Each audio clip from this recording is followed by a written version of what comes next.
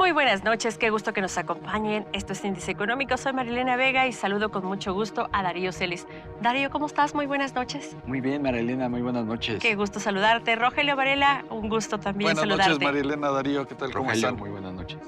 Amigos, acompáñenos, vamos a platicar qué tanto ha crecido la confianza en territorio nacional en su economía.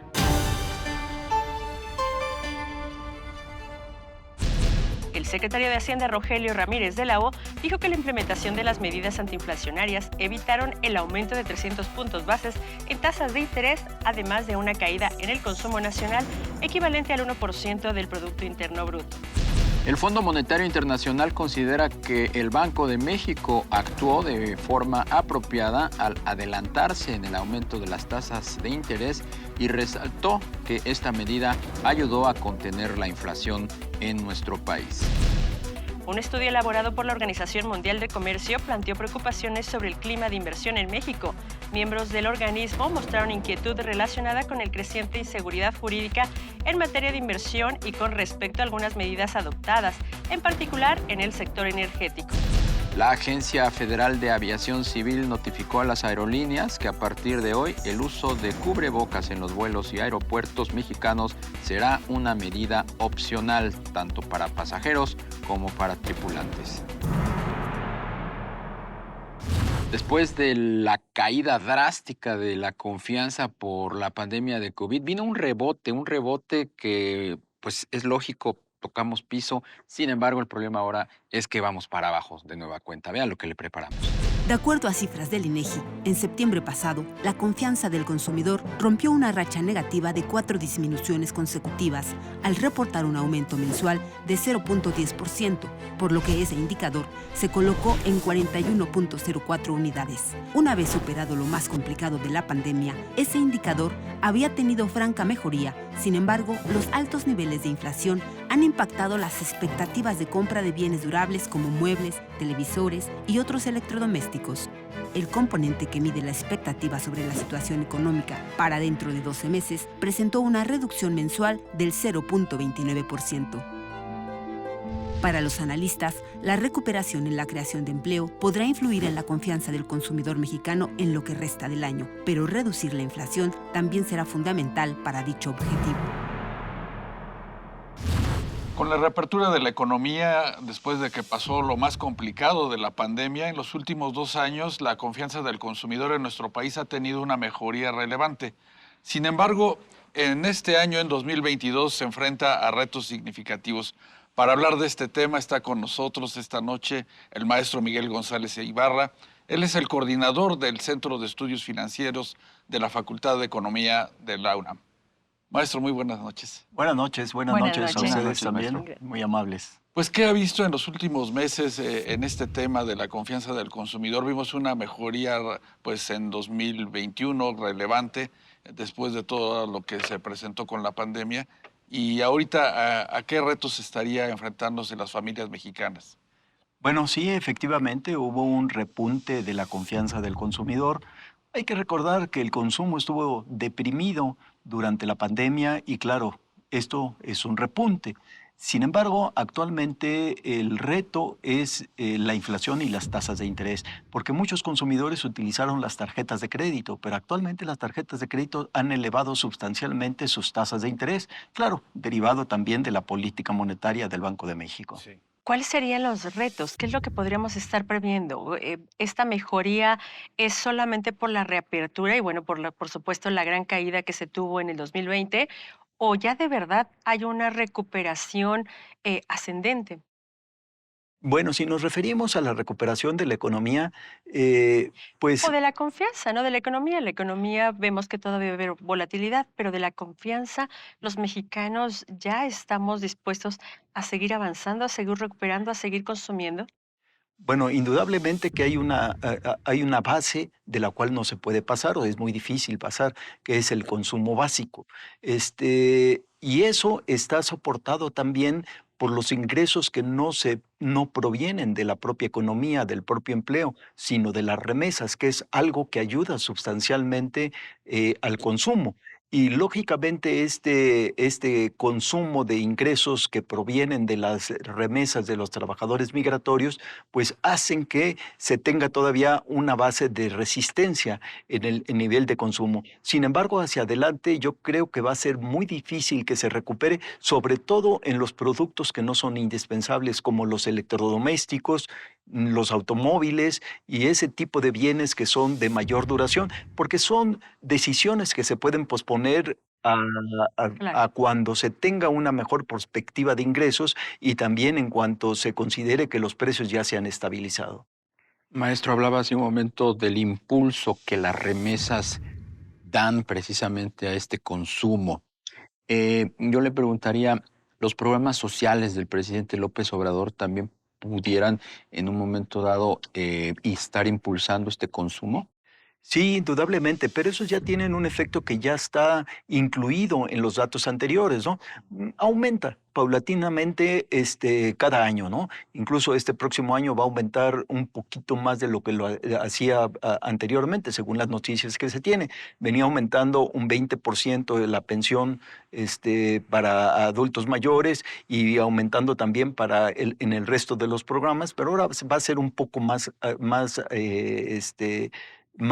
fuerte ese aumento, derivado también de la promesa que hizo de dejar los programas sociales con un mayor nivel hacia el 2024. Pero ese impulso es menos que lo que puede ser el incremento de la inflación y sobre todo si pensamos que es para el consumo de productos básicos, ¿no? Entonces, pues yo creo que ya el efecto está dado. Realmente lo que podríamos decir como efecto es tratar de sostener este consumo. Claro. Maestro, ¿qué tan relacionado está el tema de la confianza del consumidor con la generación de empleo? Hemos visto que, pues, sobre todo en el sector manufacturero, pues la contratación de trabajadores ha crecido. Sí, ha crecido, pero no ha aumentado el nivel del salario medio, ¿no? En México el salario sigue siendo de los más bajos dentro del grupo de la OECD. Entonces, es un salario que no es tan importante y en realidad muchos de estos nuevos empleos que se han generado, que se contabilizan como generados, son de trabajadores que estaban de manera informal o que estaban en forma de empresas de prestación de servicio y que ahora se incorporan a las empresas. Y por supuesto, se incorporan también a la seguridad social. Maestro, ¿qué se tendría que estar haciendo? ¿Qué puntos tendrían que estar tocándose por parte de gobierno o iniciativa privada para amortiguar esta situación y que, por supuesto, la economía, el consumo, sea con una mayor fluidez o más estable? Bueno, María Elena, mira, el problema que tiene la economía mexicana desde hace tiempo es que se ha venido cayendo la productividad e incluso se ha estancado. La productividad permite, si se produce más, pagar mejores sueldos. Claro, no es automático. Hay que tener también los acuerdos que no incrementen las utilidades, sino los salarios, ¿no? Pero realmente el problema de la economía mexicana es la productividad. Para la productividad, para aumentar la productividad, se tiene que invertir. La inversión no se ha dado de la iniciativa privada y bueno, al final de cuentas se tiene que invertir también en lo que es, no pensando actualmente, sino el futuro, que son todas las tecnologías, lo que conocemos como la economía digital. Y eso tiene que ir aparejado también con trabajadores que tengan las capacidades y las habilidades para manejarse en la economía digital, lo que nos lleva aquí también a la educación y a la capacitación. Necesitamos una mentalidad diferente en el grupo directivo del gobierno, ¿no? Es decir, que piensen no en el actual y menos en el pasado, sino que estén viendo hacia el futuro, porque eso es lo que debemos de pensar, ¿qué va a hacer México en el futuro y qué se necesita para ese futuro? Y eso es lo que no estamos Y haciendo. el futuro está aquí ya. Ni siquiera estamos hablando de una década. Sí, miren, desde mi punto de vista, la pandemia lo que hizo es un precipitarse hacia la economía digital. Es decir, toda la economía sin contacto, toda la economía que comienza a generarse con monedas digitales, etcétera, se dio por la pandemia y por algunos antecedentes, y no estamos preparados. ¿Qué líneas de la economía son las que tienen mayor pues, efecto negativo? ¿Hay alguna que se salva? Bueno, las que se salvan son aquellas que se están subiendo al tren de la modernización, ¿no? Muchas de ellas, desgraciadamente, son nada más en las empresas extranjeras, ¿no? Sobre todo ahora si se comienzan a manejar el establecimiento de empresas para manejar o para construir los semiconductores, ¿no? Sí. Con esta idea de la deslocalización o nearshoring, como se llama, ¿no? Esas empresas sí traen tecnología.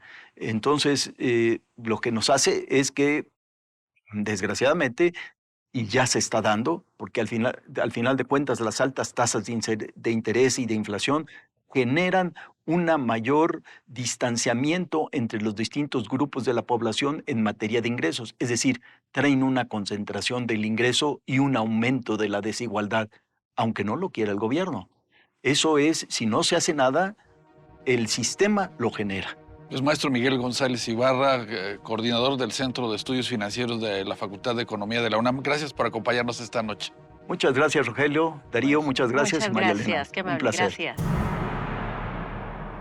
Tenemos economía, condiciones geográficas, acuerdos comerciales, Darío, ya lo decías, pero no, las autoridades no dan ese salto para avanzar verdaderamente y salir de esta situación económica compleja que todavía pues, se prevé para el próximo año, Darío. Es un paso el que hay que dar, pero hay grandes obstáculos ideológicos que nos impiden dar ese paso como país, o más bien como clase gobernante, que Sí. es la que lo tiene que dar, ¿no? Y luego la coyuntura, Darío, María Elena, pues tampoco no ayuda mucho. Esperemos que este periodo de alta inflación pues vaya cediendo, las tasas de interés también al mismo tiempo, y esto ayude a que la confianza del consumidor pues mejore y con ello pues se dé una dinámica económica pues más favorable. Ojalá que sí sea y que los ambientes políticos ayuden. Muchas gracias, Darío Celis. Muy buenas noches. María Elena, buenas noches. Buenas noches, Rogelio. María Elena, Rogelio. Darío, Buenas gracias, noches. buenas noches. Buenas noches. Cuídese muchísimo y recuerde que el próximo miércoles tenemos aquí una cita en Índice Económico, 11:45 de la noche.